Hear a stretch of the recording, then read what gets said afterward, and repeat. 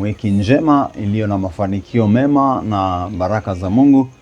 Tunamshukuru Mungu kwa wiki tena, na endelea kuongozwa na Roho Mtakatifu na mwangaza utokao juu kuangazie kwa jina la Yesu.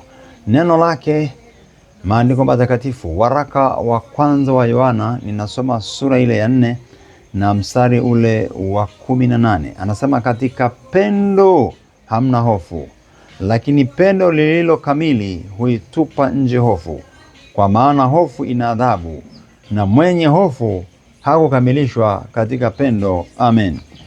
Upendo wa Mungu ukiwa ndani yetu, tuna uhakika, na Roho Mtakatifu akiwa ndani yetu, tunatembea katika upendo wa Mungu, lakini tunatembea katika ujasiri na ushujaa.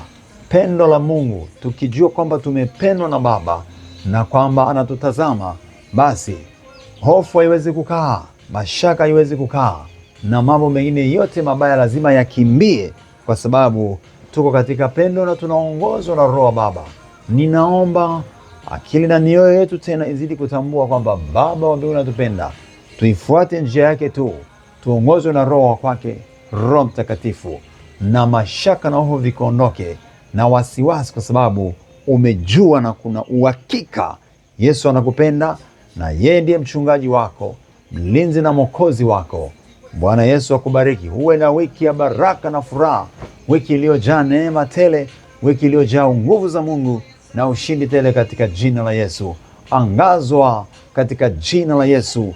Ona tena kuchanua katika Bwana na kusonga mbele katika jina la Yesu Kristo wa Nazareti. Usishindwe, bali ukashinde na zaidi ya kushinda. Amini katika nguvu za damu ya Yesu, katika jina la Yesu zaidi, na Roho Mtakatifu aendelee kukujaza. Amen.